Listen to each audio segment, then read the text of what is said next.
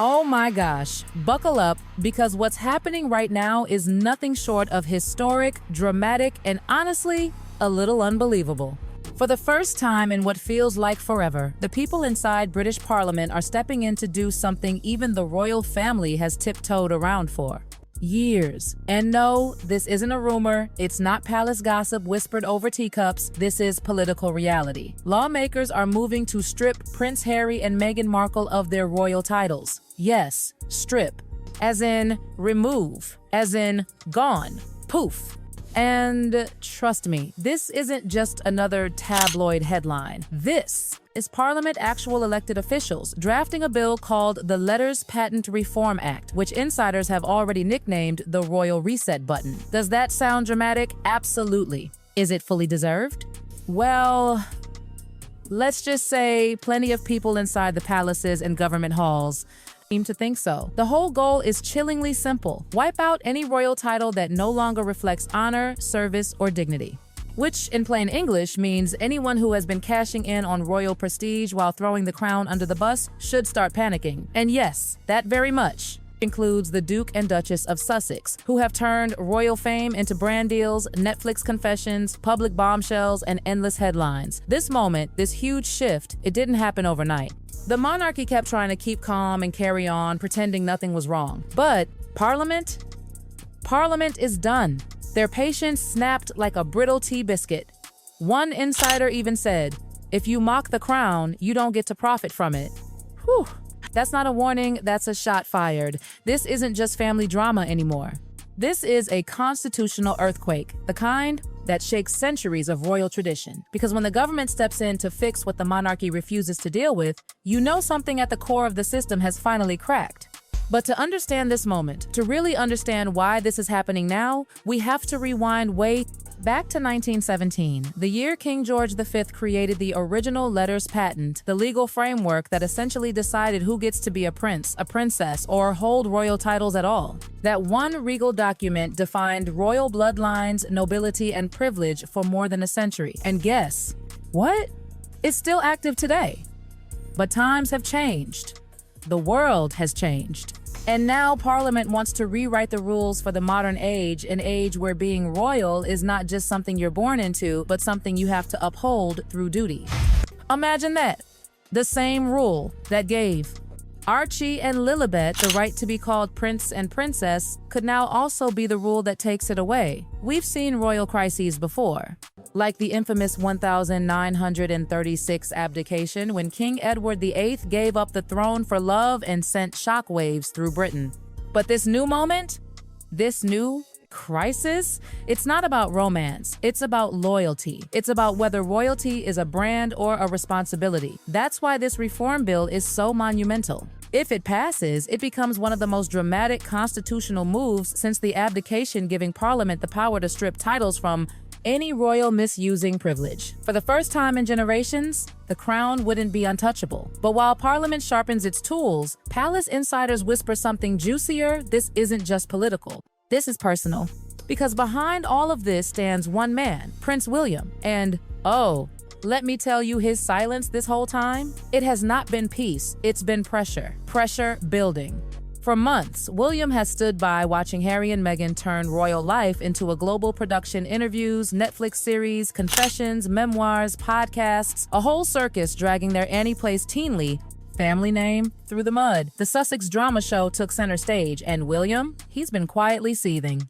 People close to him describe a man who appears calm in public but is absolutely furious behind the scenes. Furious at the disrespect. Furious at the chaos. Furious at what he calls the Sussex circus. And William, he's reached the point where he believes that as long as Harry and Meghan carry their titles, the monarchy can never heal or move forward. And here's where it gets even spicier.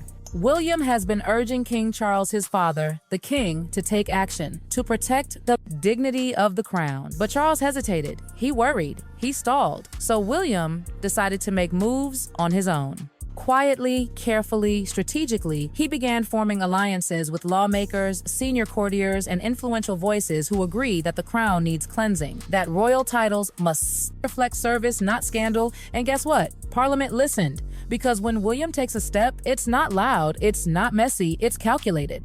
Behind those polished royal smiles, William has become the architect of a silent revolution, one that may finally cut Harry and Meghan off from the monarchy completely. Meanwhile, inside Buckingham Palace, the energy is heavy. The kind of heavy where you hear clocks ticking louder than footsteps, where tension fills the air more than whispers. King Charles, torn between being a monarch and being a father, sits stuck in emotional quicksand. His advisors keep telling him, "Your Majesty, you must act before Parliament does it for you." But every time Charles tries to address the issue, something inside him freezes. And it's not royal duty holding him back, it's fear.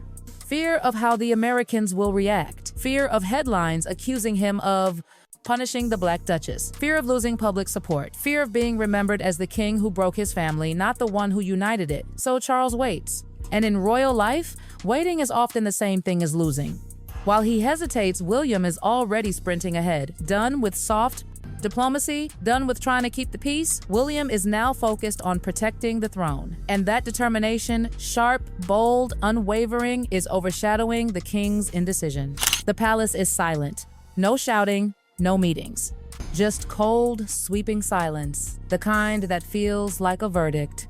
Across the ocean, in luxurious Montecito, Meghan Markle faces a very different kind of panic. Her world, her brand, is built around one powerful word: Duchess. It's the crown jewel of her identity, her business, her public image. And now, that word is dangling by a thread. When whispers from London reached California, Meghan's team went into high alert mode. Emergency meetings, lawyers on speed dial, PR strategists huddled over laptops. Because if the titles vanish, so do the perks. The influence, the leverage, the prestige that holds her brand together. Some reports even claim Meghan has used Duchess of Sussex as part of legal business filings, cementing her royal identity in paperwork. In her world, royalty wasn't a burden, it was branding gold. But Parliament isn't playing by branding rules. They're playing by constitutional ones. If they strip the titles, Meghan loses not just a name, but the entire foundation she built around it. And in her home, insiders say the panic is real. And then there's Harry. Prince Harry, once the world's beloved prince, now caught in a storm of his own making. He's been calling the palace again and again, trying to reach his father. Some insiders say he sounds desperate, others say guilty. But every call ends the same way: silence. Harry is finally realizing something painful. Without his royal title, he's not a prince with a platform. He's just another celebrity selling stories. The book deals, the speaking engagements, the prestige, they're all tied to one word: prince. Take that away, and what is he? A soldier without a uniform, a royal without a realm. And when he learned Parliament was moving forward and that William supported it, he reportedly broke down in anger. But William isn't budging. His response was described as ice cold. He made his choice, now he has to live with it. That line says everything. To William, Harry stopped being a brother the moment he became a liability. Meanwhile, the palace remains frozen in silence. No arguments, no debates, nothing left to say. Because the decision is no longer in their hands, it's in Parliament's. And Parliament, they are not pulling punches. And while Parliament sharpens its knives, the tension inside Buckingham Palace thickens like fog. There are no raised voices, no slammed doors, just chilling silence. The kind of silence that freezes the halls, that sends staff walking on eggshells, that whispers louder than any argument ever could. In royal life, silence is the argument. The royal reform bill is nearly finished. The purpose? Brutally simple. Wipe away every controversial title tainting the crown's image. Prince Andrew, the York sisters, and of course Harry and Meghan, all under review, all staring down the possibility of being erased from the royal ledger with a single pen stroke. For King Charles, this is humiliation. Pure, stinging humiliation. For William, it is justice. Finally, he stopped waiting for his father to act and took matters into his own hands. One palace insider put it perfectly: the heir became the hammer, doing what the king wouldn't to protect what the king couldn't. And that line alone reveals everything: the power shift, the frustration, the determination.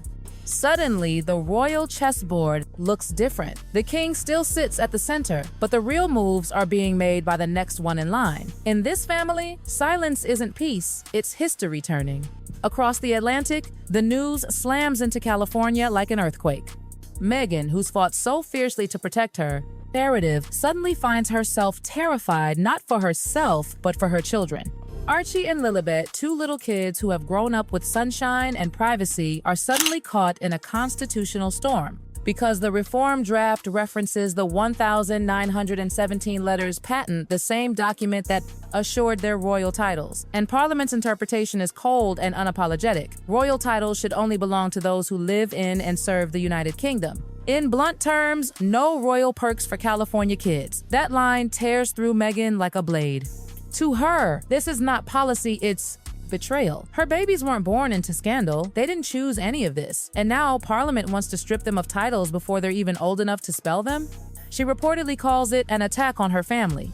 And across the ocean, in London's grey morning light, Parliament pushes forward. The royal reform bill moves toward completion. The mood in Westminster feels oddly calm, like the air before a storm breaks. Lawmakers believe this isn't vengeance, it's cleanup. A constitutional spring cleaning, wiping away everything that makes the monarchy look weak, messy, or compromised. But inside Buckingham Palace, it feels less like cleaning and more like an execution happening in slow motion. The king's advisors hover anxiously. William keeps his distance but stays firmly in control of his alliances. Charles sits alone, drowning in the weight of a decision he no longer owns. He didn't act, he didn't lead, and now the government is doing it for him. That's the moment that shatters him. Not the titles, not the politics, but the loss of control. Because a monarch who can't protect the crown or the family looks powerless, and Charles knows it. As Parliament finalizes the bill, William stands taller, not because he wanted this drama, but because he believes he saved the crown from further embarrassment. His father hesitated, but he acted. And the courtiers? They see the shift too, quietly, subtly. The power is inching toward the future king. Meanwhile, the Sussexes brace themselves for impact. Meghan, who once held her title like armor, now sees it slipping. Harry, who once defined himself by his birthright, feels the earth shifting beneath him. Their children, caught in the crossfire of two nations, may lose something they were born into before they even understood it. But the biggest twist? The palace cannot stop any of this. Parliament has taken the wheel, and the royals are passengers in their own storm. As dawn breaks over Westminster, the final pages of the reform bill are prepared. Golden sunlight spills over buildings. It's centuries old, steady, unbothered, unchanged. The kind of morning that tells you the world goes on, whether royals rise or fall. And when the bill passes, history shifts. Harry and Meghan's titles are gone. Just gone. Not by family decision, not by a royal decree, but by government action and the determination of a future king who refused to let the monarchy be tarnished any further. King Charles can finally move forward, though the emotional cost weighs on him like stone. William stands firm, knowing he restored dignity to the family line. And far away in California, Meghan and Harry must build not as Duke and Duchess, not as royal figures, but simply as themselves. When the dust settles, the truth becomes undeniable. This was never just about titles. It was about identity, power, consequence.